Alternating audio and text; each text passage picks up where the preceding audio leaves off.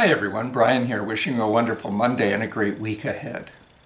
As those of you who've been watching these videos all the way along will know that we're talking here about recovering a conscious identity or a conscious awareness of the soul that exists within each of us. The series is based on the fact, or at least on my understanding, that, and I think it's a fact, that human beings are constructed of three, in a sense, awarenesses. We have a physical awareness. You're watching this video now and listening to it. That engages two of your senses, and those messages, those external messages, get sent to the brain where you pick them up as both sounds and sights. We are aware that we are physical beings living in a physical universe, and that we need gases like oxygen and liquids like water and solids like food from the physical world in order for our physical being to exist and to live. And if we have those things well, and in good amounts, we not only exist, we thrive. However, we also have a self-awareness, and that is a recognition that we have a personality and orientation to our thoughtfulness and intelligence.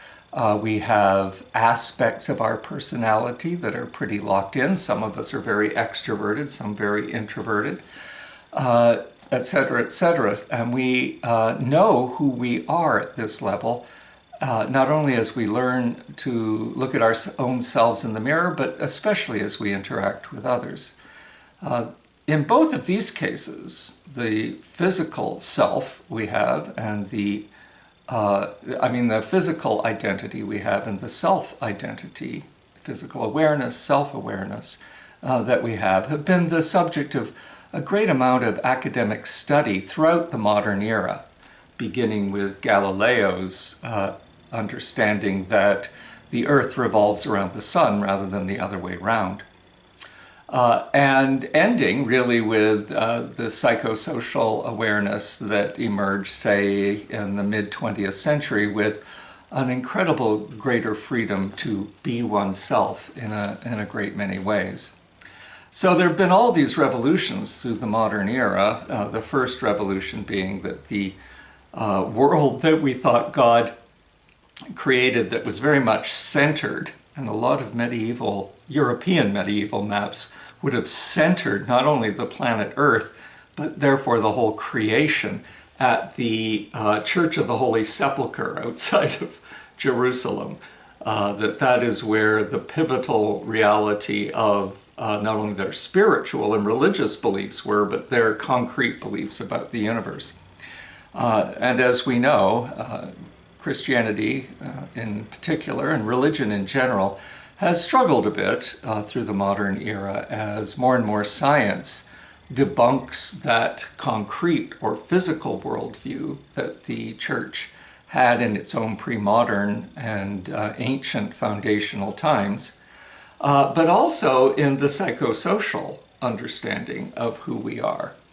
The modern era can almost entirely be marked by the birth of humanism in the Italian Renaissance, that eventually became secular humanism at the Enlightenment, and atheistic secular humanism as we experience it today. But it's this profound awareness that the human person can be understood through scientific method, and through that discipline we can understand both the physical reality that we are and the universe we live in, and the anthropological, psychological, sociological, economic, political reality that we are as human beings. And we've done a great deal of study in this area. We understand a lot about it. And this series celebrates all of that. This has all been great insight and a wonderment to behold, and our lives are actually healthier, longer, and we live in much more comfort than we ever did before.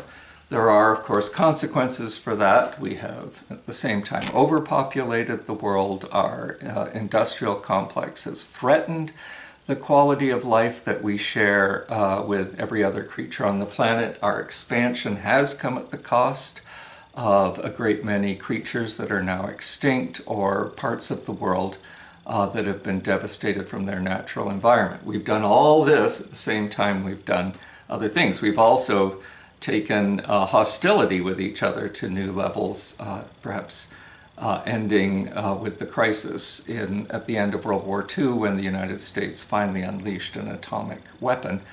And the reality of atomic, biological, and chemical weapons in the current world is a reminder that we could bring all of our experience of life, not only for ourselves, but for other creatures, to an end.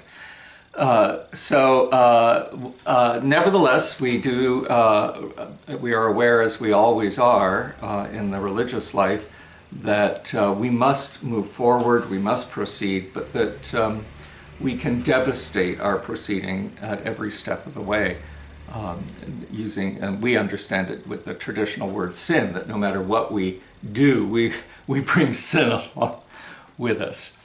So the point of this series, though, is to recognize that we have these two dimensions, that they're marvelous, they're part of who we are, and that we ought to nurture and encourage them as best we can. So we want to follow both our individual health caregivers, our public health caregivers, and everyone else that's engaged in aspects of physical science, to understand it, embrace it for the good it does, not overextend it so that it becomes abusive to others or to the planet that we live on. Same thing with our psychosocial understanding of ourselves, including our psychosexual understanding of ourselves. We want to celebrate that, come to know it, and live it again without being harmful to ourselves, to others, or to the environment around us. But this series is dedicated to the fact that we have ignored or shuttled off to the side a third awareness, and that is soul awareness. That we have within us this deep voice that connects us to the divine rhythm that is also at work and living reality in the life we experience and share with others. This dynamic of a spiritual rhythm, a divine truth at work in the created universe, is as much a reality as those aspects that the physical sciences and the social sciences have been able to identify about our concrete reality and our personal realities. But because the spirit of the divine cannot be very well comprehended or nailed down by scientific method, we have throughout the modern period shuttled it more and more and more until it's been gone from our view. And the point of this series is to recognize that it's inherent to our understanding of our religious experience. We've been doing that by looking at Holy Scripture and seeing that alongside giving us the external history of the people of God and the world they lived in, and the theology, the relationship that those people have developed as a community with their experience or their beliefs about the divine. But that Holy Scripture also tells us the story of the soul within. And it's uncovering that truth to Scripture which we want to integrate, not overwhelm, but integrate with the history of the people of God and our developed theology over many years. In the same way, therefore, we want to integrate the idea of soul into our sense of self and our sense of the physical awareness we have of the world we experience and share with others. This, we believe, makes us a whole person. We've just recently been looking at the story of Nicodemus in the Gospel of John, who came to meet Jesus at night.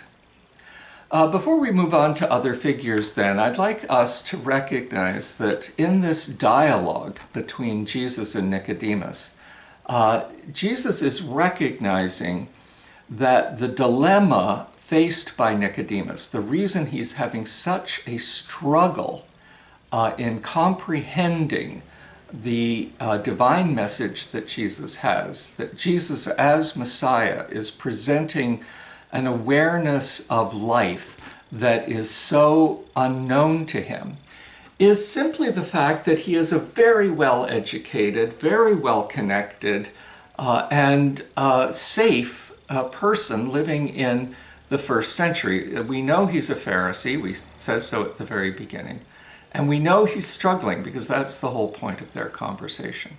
At one point, Jesus turns to Nicodemus and after having told him about the need for rebirth in order to fully embrace God's connectedness. And Nicodemus, this just blows Nicodemus's mind. And Jesus turns to him and says, "Are you a teacher of Israel, yet you do not understand these things?" Essentially what Jesus is saying to Nicodemus in that moment is, you are obviously well educated, you know the law. And in ancient Israel, the Torah was essentially the constitution by which they understood how they formed a community, which was centered in Jerusalem and Judea. It extended into places like Galilee, where Jesus was raised. But there was this sense that the closer and closer you got to the Holy of Holies inside the temple, which was inside Jerusalem, which sat in Judea, the southern part of the Jewish realm in the Middle East, inside the Roman Empire. The closer you got to that, the closer you were in covenant relationship with God. And Nicodemus was so caught up with those concrete realities, the same thing we're talking about in terms of our physical awareness, and the social contract that formed the basis of the Jewish side of the covenant with Yahweh.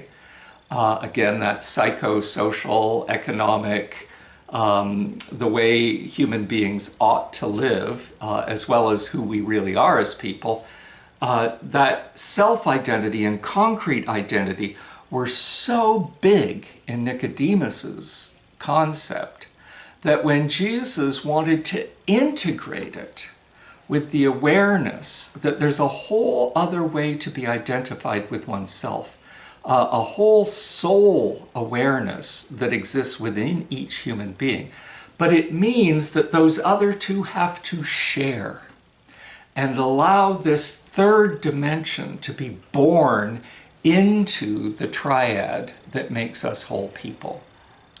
And this is what Nicodemus struggled with so dramatically.